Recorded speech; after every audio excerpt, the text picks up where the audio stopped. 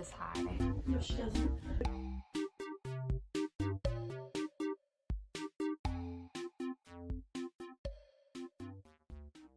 Hi guys. So since Nini is reading us a book and I'm really liking it, I am going to read a book too. If you hear a lot of noises next to me, it's Avery because she's never quiet. So it's like 10:30 at night. It's about as quiet as my house will get. So the book that I'm going to be reading is Half Upon a Time by James Riley, which is actually a book that we got from Nini like, how long ago would you say? 4 years ago. Yeah, anyways, she read us like a fourth of this book. I'm going to read it now. So, get ready. Once upon a time, Jack wouldn't have been caught dead in a princess rescue. Yet, here he was, in the middle of a cave, a dark and stupid cave, on his way to do just that. This was all such a waste of time, and after that last fight with what was apparently supposed to be a troll, his arm really hurt. From deep within the cave came what was probably supposed to be a blood-curdling roar. Jack sighed, rolled his eyes, and slowed down to wait. A roar like that could only mean bad things. And sure enough, a ball of fire came burning down the corridor, exploding just a few inches from his left arm.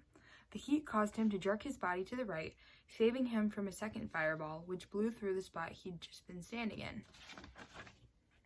"Hey," Jack yelled indignantly, "you almost hit me." Without waiting for a reply, he dropped to his knees, yanked out the blunt prop sword he'd been given, and whipped it end over end towards the source of the fireballs. A second later, Jack heard a dull thunk, followed by a groan and what sounded like a body hitting the cave floor. He smiled, then helped himself to his feet and continued on, the corridor now thankfully free of fireballs. As he walked, he looked himself over, realizing with annoyance that somewhere along the lines his tan shirt and pants had both been ripped. Perfect, as if he had that many clothes to begin with. A bit deeper in, a bright green dragon mask lay on the floor in two separate pieces, split by the otherwise completely useless sword. Just past the mask was an unconscious boy dressed all in green, a deep red bruise spreading over his face. Apparently, Jack's aim had been better than he had thought. He briefly felt bad about knocking the boy out, but then remembered how close the fireballs had come, and all guilt disappeared. Picking up his prop sword, Jack started to leave when a thought stopped him in his tracks. Why play by the rules? There it was, on the boy's right hand, a sparkling red ring. Jack quickly worked the ring off the boy's finger, then slid it onto his own. Satisfied, he started back down to the hall, trying to ignore the growing ache in his shoulder. Stupid fake troll. At least the fake dragon had missed. A bit further in, torches flickered on the cave walls, creating what would have been an eerie effect if it hadn't been so transparently designed to be. Again, Jack slowed down, moving as silently as he could despite the sword banging against his leg at every step. As the torchlight grew brighter and the cave started to widen, Jack stopped completely. This was it, the final challenge. The first challenge required a strong arm, he'd been told, though if the pain in his shoulder was any indication, his arm hadn't exactly been up to it. The second challenge took a brave heart, facing the fireballs. And the final challenge, the most difficult of all, could only be won by a wise head. Wise, huh? This might not end well. Still, it couldn't hurt to get a little more information before rushing in. Jack drew his sword and angled it around the corner. In the sword's reflection, he saw two torches hanging from the ceiling over an old, blackened stone altar. Strapped to the altar was what looked to be a teenage boy in a white dress, a golden tiara decorating his blonde hair. A boy playing the princess? Classy. Over the boy in the dress stood a man wearing all brown, holding a knife to the boy's chest. On the other side of the room, a hunched old woman leaned against a large staff. The woman's black robe covered everything but her wart-infested nose, which looked more like a carrot than anything. "My knight will rescue me," Jack heard the boy princess on the altar say in an unnaturally high-pitched voice. "He will! Just you wait." Jack sighed. A knight? Yikes.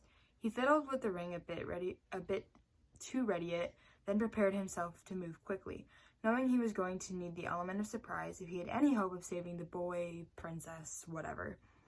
"The knight is here," the woman in black hissed. Okay, apparently surprise was out. Still, even if they knew he was there, maybe Jack could still throw them a bit. "I am here," Jack said, stepping out from the corner, "but I surrender." With that, he held the sword up, then slowly placed it on the ground. "You what?" the wart-covered woman said. "You what?" the boy princess said. "I surrender," Jack repeated, stepping away from the sword. "You win."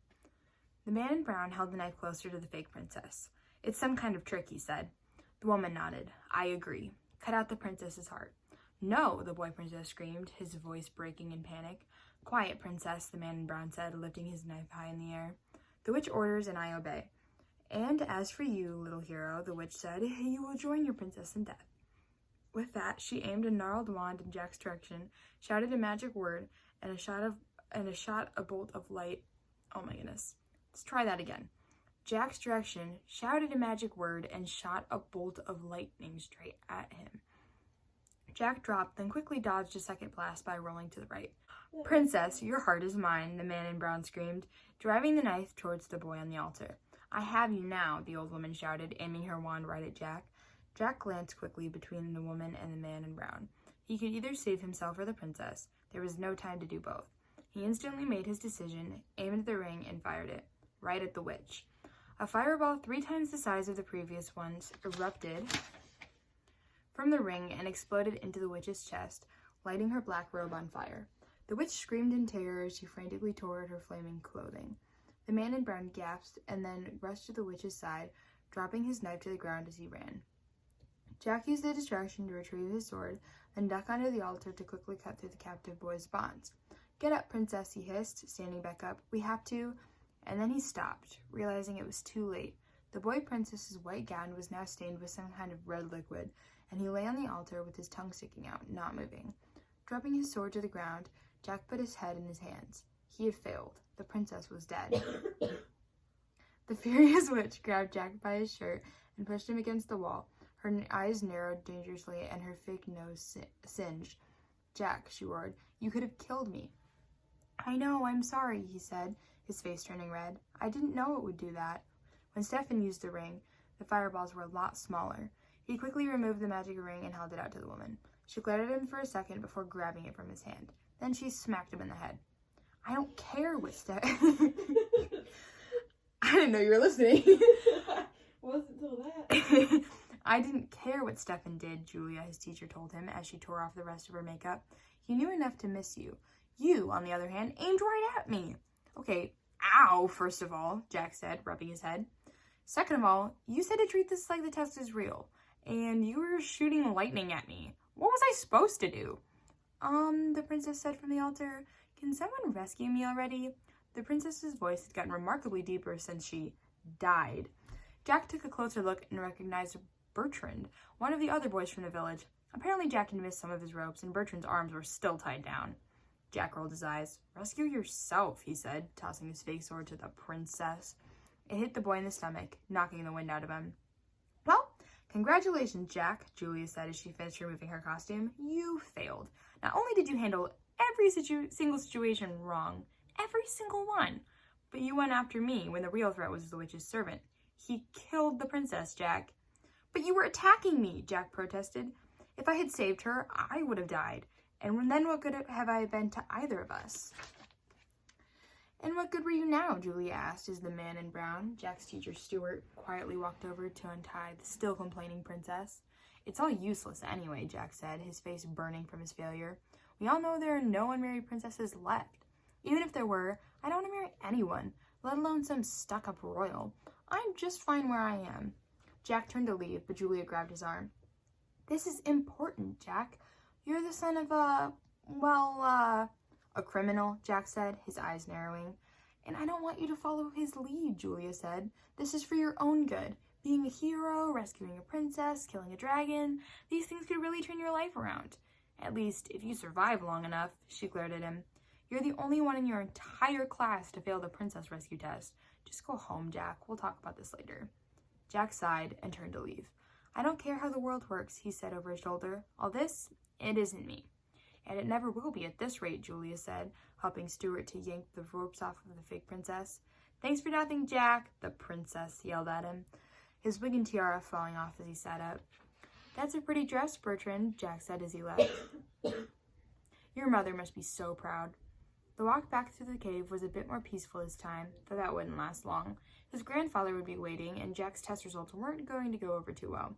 Outside, the brightly setting sun blinded him for a moment. He raised a hand up to block it, as the green trees of summer weren't helping too much in that regard. He realized that it wouldn't be much longer before the trees picked themselves up and migrated to the warmer south, leaving their dead, leafless brothers behind. Lucky trees. Between the trees, an old man tapped his foot impatiently.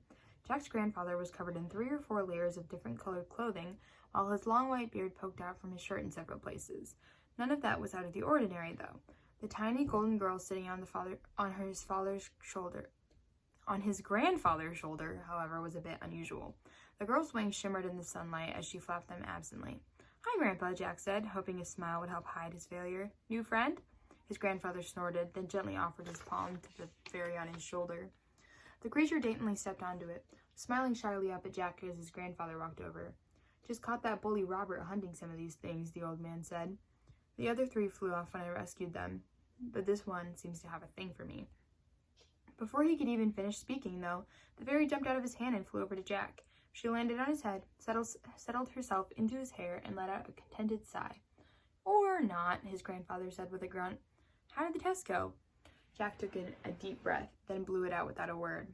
"Right," his grandfather said, nodding. "Can't say I'm surprised. What was the problem this time?" Jack turned red. "I kinda let the princess die?" His grandfather groaned. "You do realize that's not a good thing, right?" the old man asked. "So I'm told," Jack said. His grandfather patted him on the shoulder. "You'll save her next time. Until then, you'll practice every minute that you're not working in the fields." And there it was, pretty much the worst punishment his grandfather could have laid down. The last thing Jack wanted to do was practice more princess rescuing. The whole thing was just so useless. "It's not useless," his grandfather said, apparently reading his mind. "You think I'm going to let my only grandson stay a farmer for the rest of his life? That's a job for kids too young or adults too old to go out on a proper adventure. Now, let's get back to the cottage. There's a chill in the air." "You realize it's the middle of summer, right?" Jack asked as they started home. "Pretty sure any chill was just in your head." That earned Jack a whack on the head from his grandfather's cane. "I fought an ice giant, you little idiot," the old man snapped. "The monster froze my bones to their very core, and they've never properly healed. Usually it's worse when I'm around the truly stupid." He gave Jack a dark look. "You see where I'm going with this?" "I'll start a fire when we get home," Jack said with a sigh. On top of his head, the fairy made herself a little nest, tugging some of his hair in the process. Unlike this one, most fairies were shy, scared of humans for a good reason. Their wings sold pretty well to wizards and witches for their magic. The practice was horribly cruel, but that didn't stop some of the village boys from hunting the little fairies. "A fire's a start," the old man said, "and tomorrow we'll go over my adventuring lessons again." Jack gritted his teeth. "Grandpa, I'm not going to waste my time anymore," he shouted. "I'm not you, and I'm definitely not my father. What's the point anyway? There aren't any unmarried princesses left." "And how would you know?" his grandfather shouted back. "You're not even looking. If you go looking for an adventure, it will find you.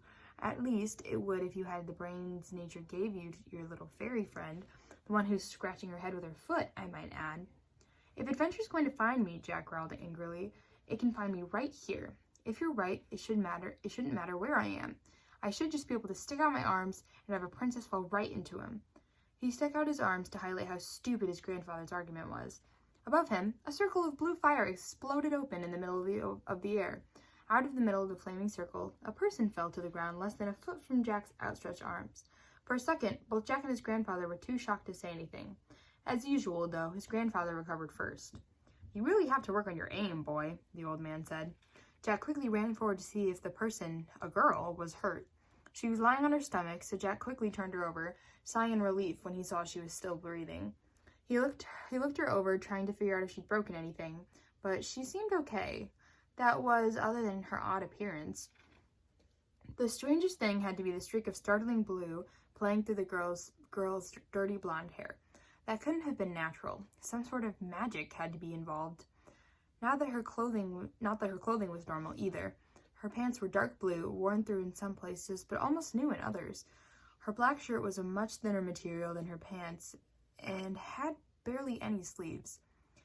And then Jack saw something that made him gasp in surprise. "What?" his grandfather asked, creeping up behind Jack to look. "Is it dead?" The old man noticed what Jack had seen, and he leapt into the air, almost giddy with excitement. "Jack, my boy," he shouted, "you've done it! You found one!" Jack shook his head, still staring at the girl. "She couldn't be, could she?" He read the words on her shirt again, out loud this time. "Punk? Princess?" This girl was a princess? And where exactly was Punk? That's the end of chapter 1.